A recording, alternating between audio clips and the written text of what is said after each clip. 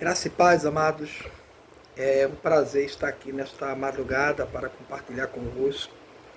A você que estará visualizando esse vídeo pela manhã, tarde, noite ou mesmo pela madrugada, onde nós estamos a meditarmos um pouco sobre fatos, né, que têm ocorrido nesses últimos dias, que são fatos, digamos, até trágicos, mas que são reais, permissão de Deus. Isso já inicia um pouco a contextualização polêmica deste vídeo, porque tudo é a permissão de Deus, e é justamente sobre um ocorrido de suicídio que nesses últimos dias tem viralizado nas redes sociais e em lugares tão distantes, até mesmo fora do país, tem sido comentado. E nós aqui tão próximos, creio que todos os pastores, líderes, cristãos e não cristãos, têm se perguntado, né, como isso pode, e tantos argumentos que eu não quero entrar no mérito do fato, da tragédia em si, não. Tenho orado pela família, tenho orado pelo ministério a qual a pessoa pertenceu, e creio que Deus ele está dando conforto para a família, amigos, irmãos, que com certeza está sofrendo a perda da pessoa que assim procedeu.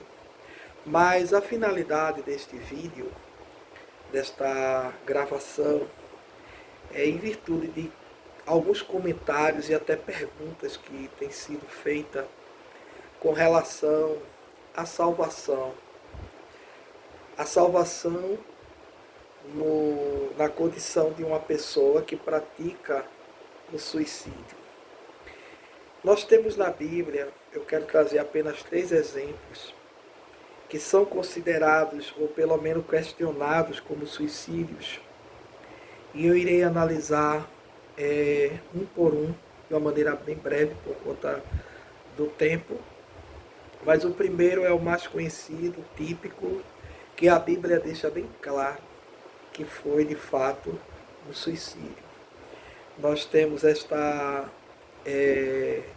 história, este registro, este fato, esta tragédia, registrada no Evangelho segundo São Mateus, a partir do capítulo 27, versículo 1, onde Judas ele vai até os principais dos sacerdotes e com a forma de remorso, não é? Ele chega até o pessoal que está ali fazendo todo o processo condenatório, inclusive de tortura com Jesus Cristo, o qual ele traíra, e vai nos dizer o versículo 4 do capítulo 27, você pode acompanhar Mateus capítulo 27, a partir do versículo 1, estou fazendo comentário agora do versículo do número 4, ele demonstra como que um arrependimento. Então muitas pessoas dizem, Judas não se arrependeu. Bom, isso aí é uma questão polêmica, porque ele, segundo a narrativa de Mateus, ele diz, pequei, traindo sangue inocente. E os sacerdotes, os principados lá, eles dizem, nós não temos nada a ver com isso, é um problema seu. E ele vai pegar as moedas que foram pagas, vai atirar lá dentro do templo, e o texto é bem claro, o versículo de número 5 diz, e ele atirando para o templo as moedas de prata, retirou-se e foi se enforcar, ou foi se enforcar. Então esse texto ele é bem claro, de que Judas ele foi tentar contra a sua própria vida. E esta sua tentativa contra a própria vida, quando eu digo o texto, né, diz pequei, quando uma pessoa diz pequei, ele está reconhecendo que pecou. Também eu não vou dizer que ele se arrependeu ou que ele estava com remorso. Ele apenas entendeu que de fato ele cometeu um ato pecaminoso, né? E esse ato tão grave que ele não conseguiu superar essa depressão, essa ansiedade a qual ele foi submergido, e ele se retirou para se suicidar. Em Atos capítulo 1 e o versículo 18, nós vamos encontrar a narrativa bíblica de que ele, o próprio Judas, ele não consegue executar o enforcamento como se entende. Vai dizer lá o texto que ele se precipita, estoura todo o seu ventre, e alguns interpretam, é a interpretação mais coerente, de que ele teve a infelicidade da corda partir-se, caso tenha sido uma corda típica daquela época, não aguentando com o peso, ou mesmo ele se desequilibrando do local onde ele pretendia, e ele cai e se espatifa. É uma linguagem bastante usada na nossa região aqui. Então, este é um exemplo de uma pessoa que, de fato, ele vai sofrer este tipo de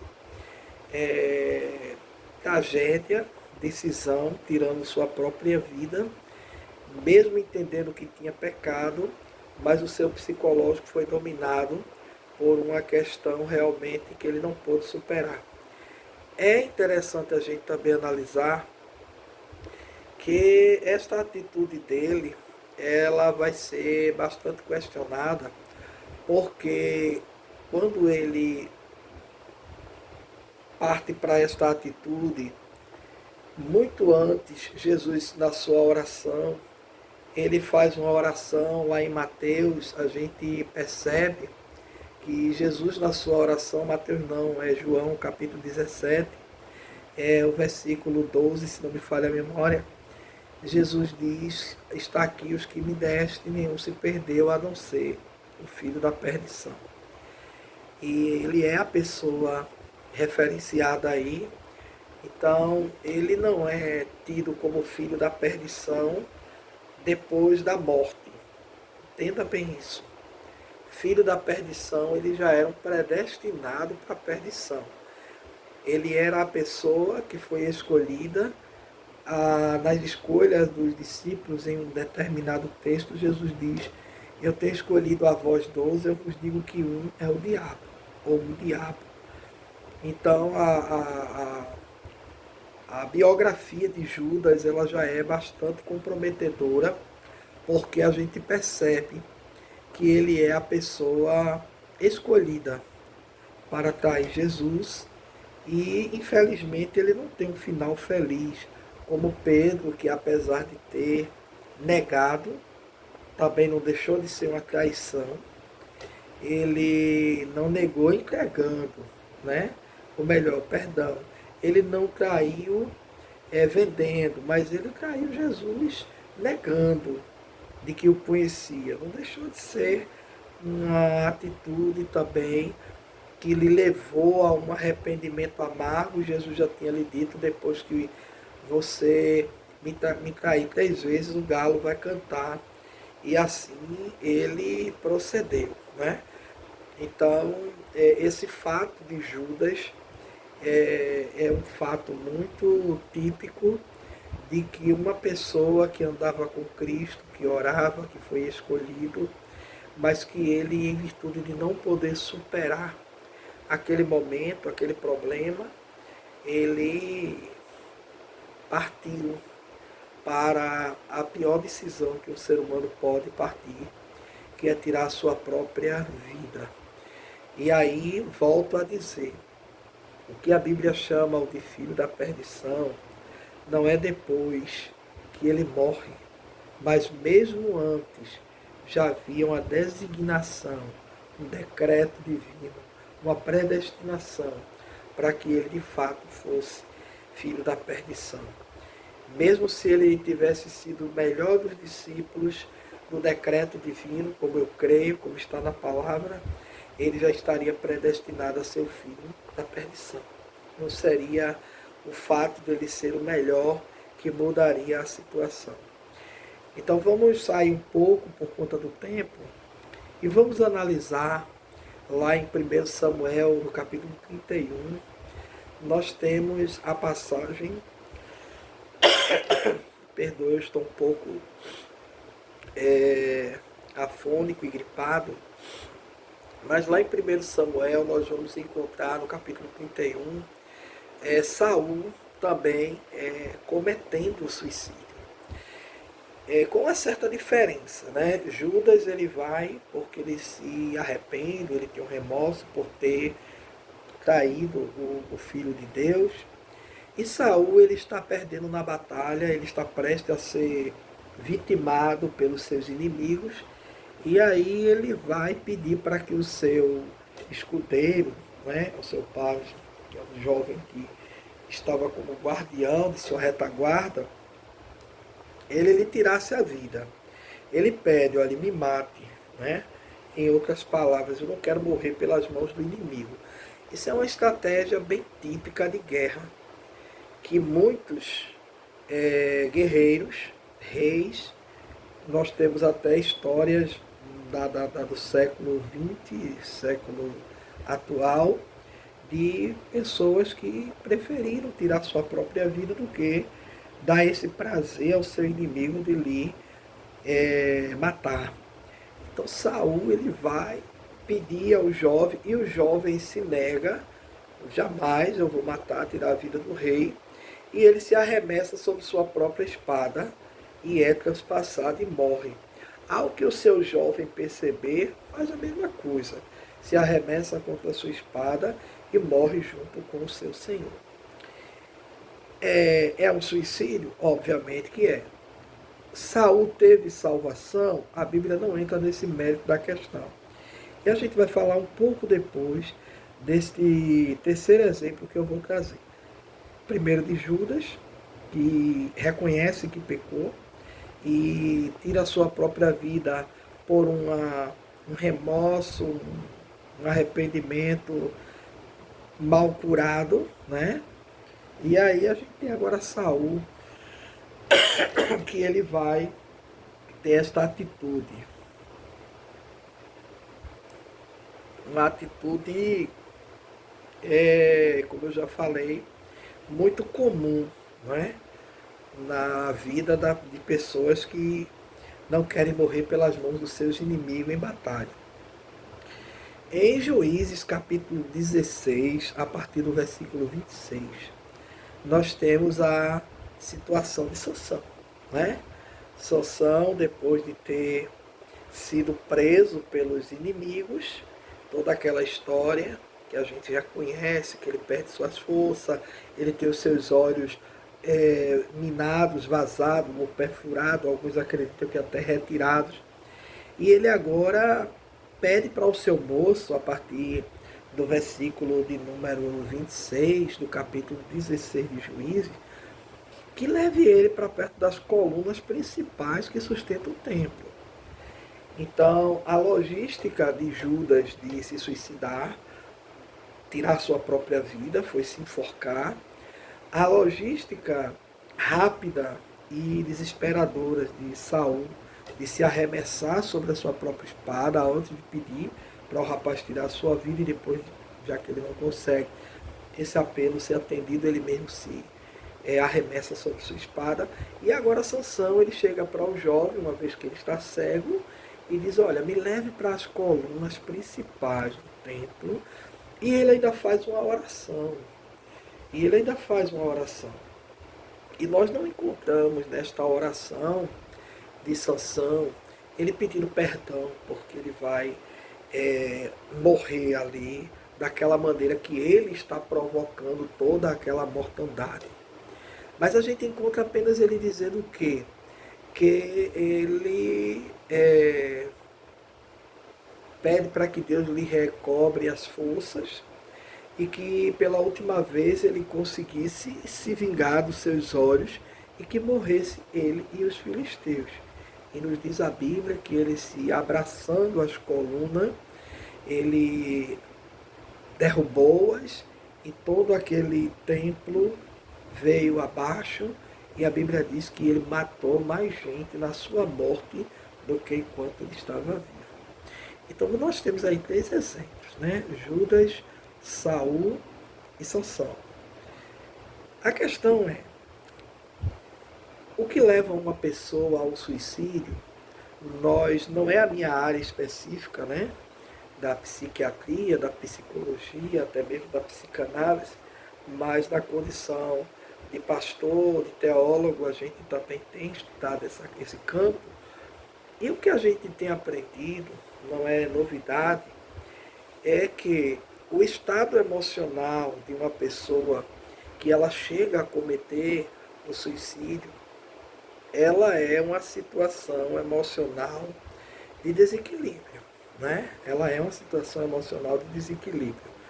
Nenhum psiquiatra, nenhum psicanalista, ele vai diagnosticar um caso, né, de um suicida, independente de qualquer que seja a modalidade, né, se por enforcamento, se por arma de fogo, se por pular de algum lugar, que inclusive foi a tentativa de Satanás que ele queria fazer com Jesus, né? Mandando com que Jesus ele se atirasse de cima do pináculo do templo. Então ali Jesus ele não cedeu, né? Ele não cedeu a essa tentação. Por quê? Porque o seu emocional, dentro do seu contexto espiritual, principalmente no contexto de que ele estava com fome, cansado, jejuando 40 dias, 40 noites, né? Ele ali estava muito debilitado, mas ele teve o autocontrole, coisa que Judas não teve, coisa que Saul não teve, coisa que Sansão também não teve. E Sansão poderia optar, eu vou viver cego, vou esperar me matarem, mas eu não vou morrer, né? Saul poderia dizer, bom, eu ainda posso ter esperança, me arrepender, mas ele estava desesperado, entendeu? Então, essa situação do desespero, da ansiedade, da depressão, de tantas angústias, de tantas coisas que o ser humano passa, principalmente no século XXI, que é o século das angústias, apesar de tanta tecnologia, de tantas medicações com resultados bastante avançados, né? Nós não conseguimos superar por nós mesmos. Precisamos de ajuda, tanto no contexto profissional, como também no espiritual, principalmente. Então, qual seria a recomendação e a resposta? Será que uma pessoa que tira a sua própria vida, ela perde a salvação? Queridos, veja só, ninguém pode julgar vida após morte. Ninguém. Ninguém. Existe uma mensagem muito antiga no meio evangélico que alguém pregou, não me lembro quem é o pai desta oratória, desta mensagem, mas muito interessante, que diz que quando a gente chegar no céu, a gente vai encontrar pessoas que a gente não esperava encontrar e vai sentir a falta, a ausência de pessoas que a gente pensava que ia estar lá. Então isso é muito complicado, não é? Porque uma pessoa que tem a salvação, uma vez que eu creio nos decretos divinos, eu creio na predestinação, e que a pessoa que está predestinada, ela não perde a salvação, eu acredito, eu creio, e à luz da Bíblia, o tempo não dá para a gente trabalhar muito isso. Eu quero só citar um texto para encerrar esta gravação, mas a gente sabe que a pessoa que é predestinada à perdição, independente de ser por suicídio, de ser por um heroísmo, ele não vai ter a salvação. E uma pessoa que está predestinadamente salvo, não que ele vá tirar a sua vida por uma questão banal, mas a psiquiatria, a psicanálise, ela vai entender e ela vai dizer que o indivíduo, para chegar a este ponto, ele está dentro de um conflito emocional que ele mesmo não tem domínio. Então é aí onde a gente procura entender se o indivíduo ele não tem o seu autodomínio, o seu autocontrole, e ele chega a este ponto porque quando o indivíduo ele tem esta crise, né, emocional, existencial, psicológica, psíquica de qualquer grau, e ele consegue encontrar a luz no fundo do túnel, ele para, ele volta. Quantas pessoas já deram seu testemunho de que tentaram contra a sua vida e voltaram atrás? Na hora mais angustiosa, eles retornaram, não é?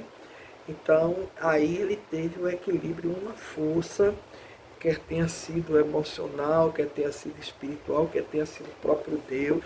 Ele teve uma força que ele conseguiu sair de dentro dessa crise.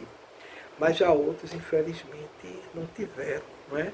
Eles foram totalmente levados, arrastados por este delírio momentâneo e, quem sabe, nos últimos momentos de sua partida ali, ele pode ter tomado uma decisão. Por que não? Se um ladrão crucificado lá na cruz, de um malfeitor, ele ainda disse: Senhor, lembra-te de mim quando entrares no teu reino.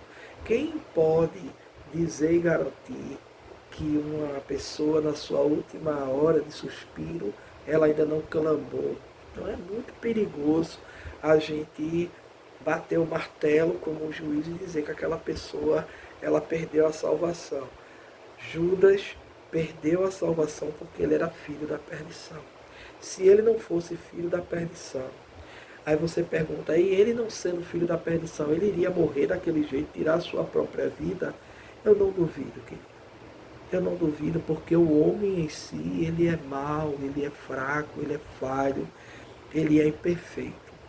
Então, em 1 Pedro, para a gente finalizar, no capítulo 5, a partir do versículo 7, nós temos aquele texto maravilhoso, né, que quase todos nós conhecemos, lançando sobre ele, Jesus, né, toda a vossa ansiedade, porque ele tem cuidado de vós.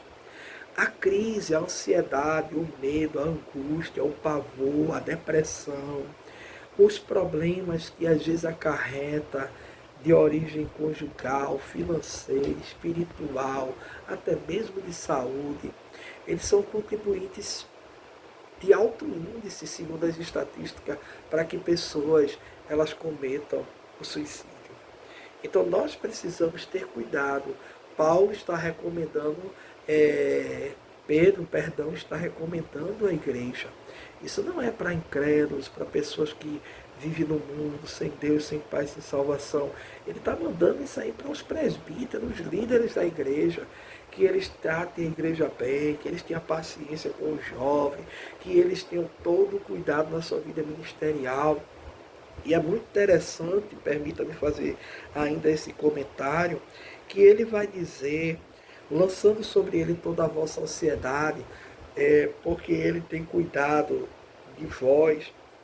Ele vai fazer esse comentário e posteriormente ele vai fazer um comentário ainda muito mais aprofundado.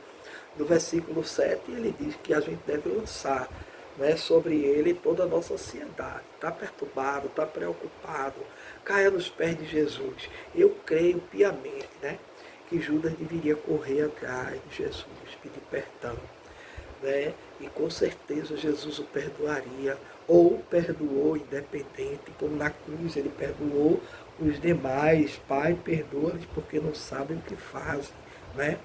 Mas ele se perdeu, já é provado, porque ele era filho da perdição.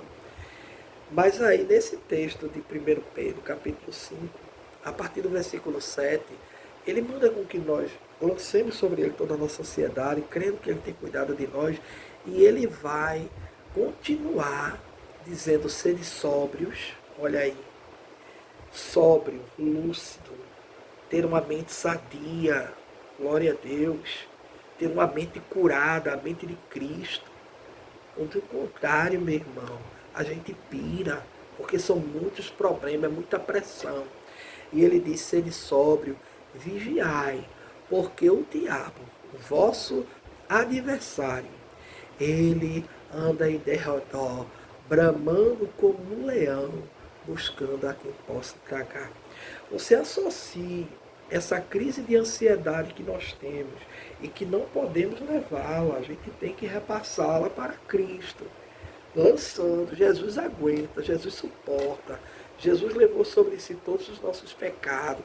A Bíblia diz que o castigo que nos traz a paz estava sobre ele, pelas suas pisaduras nós fomos sarados. Aleluia, glória a Deus. Não podemos carregar o fardo da ansiedade.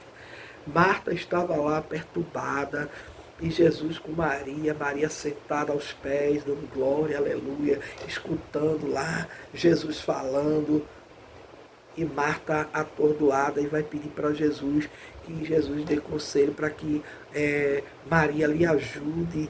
E Jesus diz: Marta, Marta, tu andas muito ociosa, sobrecarregada, basta uma coisa, Marta. Maria escolheu a melhor parte e essa não lhe será tirada.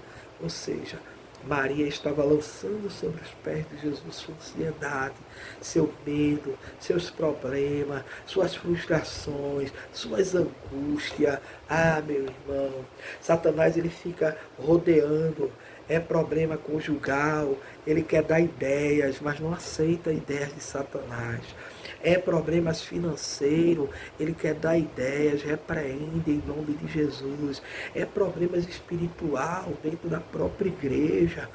Diga não a Satanás. Veja como o texto vai continuar. Resistir firmemente ao diabo, sabendo que as mesmas aflições, elas ocorrem ou se cumprem em todos os vossos irmãos no mundo.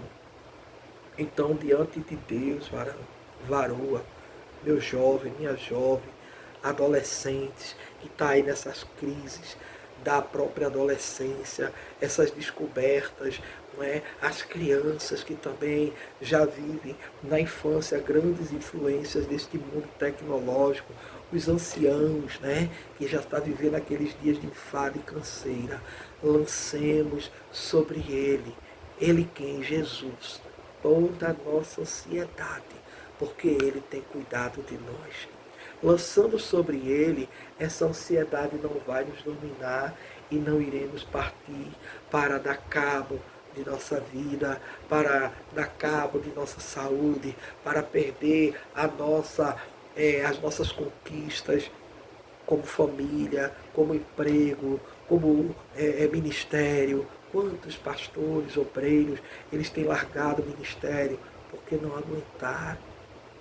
E essa crise de ansiedade, Satanás tirou proveito e deu lá a sua contribuição para que muitos naufraguem na fé e outros como Judas e o próprio Saul tiraram sua própria vida. Sansão também poderia ter esperado, mas ele cumpriu a sua missão.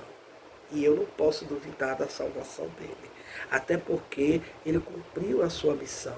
Como Jesus entregou a sua própria vida, tendo o poder de restituir após o terceiro dia, mas ele entregou-se voluntariamente. Foi uma missão, não é? Então, permita-me orar por você nesta noite, permita-me compartilhar com você nesta noite, e que Deus sare seu coração, que Deus sare suas lágrimas, que Deus sare esta dor, angústia, e oremos para que Deus proteja a sua igreja de toda essa crise de ansiedade, de depressão, de angústias. A gente precisa aprender que Jesus levou tudo isso sobre a cruz. Ele levou toda a nossa maldição. E quando nós aceitamos a Cristo, meu irmão, essa maldição foi removida. Não existe maldição após conversão, meu irmão. Existe salvação. A Bíblia diz que Ele nos transportou do império das trevas para o reino do Filho do seu amor. E nos abençoou com toda sorte de bênção em Cristo Jesus nos lugares celestiais. Então não podemos alimentar as ideias de Satanás. Amém? Precisamos alimentar a palavra, crendo que Ele cuida de nós. Senhor, meu Deus, meu Pai, no nome do teu Filho Jesus eu oro agora, junto com com esta que está a visualizar, Senhor, esta mensagem. Quer seja pela manhã, pela tarde, noite ou madrugada. Aplica a tua santa palavra em nossos corações. Que nós possamos cumprir, Senhor, esta orientação, lançando sobre o teu Filho Jesus toda a nossa angústia, ansiedade, medo, pavor, preocupações, crendo que Ele irá levá-las, ou levou-as já sobre a cruz, e Ele nos dará a graça e a força para superar. Senhor, eu te peço por todo aquele que sofre de angústia, de medo, que muitas vezes depende de medicações, ajude-os, Senhor, para que encontre a cura, quer seja por meio da medicina ou pelo milagre, que eu creio que Tu és poderoso para fazer infinitamente mais do que pedimos ou pensamos, como diz a Tua palavra. Esta é a minha oração, em o nome de Jesus. Que nenhum de nós, Senhor, venhamos tal qual Elias, a nem sequer pedir a morte. Elias, depois de um grande sucesso, depois de ter dado um show lá no Monte Carmelo, ele correu e disse: Senhor, tira a minha vida, porque eu não sou melhor do que meus pais. Diz a tua palavra que tu lhe desse força, e com a comida e a bebida ele caminhou 40 dias até Horebe, o monte de Deus. Ele não tirou sua vida e nem o Senhor mesmo a tirou, mas ele foi arrebatado com vida num carro de fogo, em um redemoinho de fogo, para contradizer toda aquela história que ele queria morrer. Ele não viu a morte. Guarda a nossa mente, guarda o nosso coração, nos protege debaixo do sangue do teu Filho Jesus. É a nossa oração que fazemos em nome do mesmo, hoje e sempre. Amém?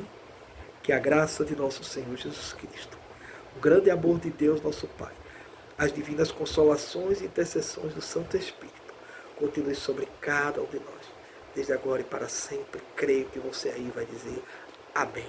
Deus te abençoe, querido.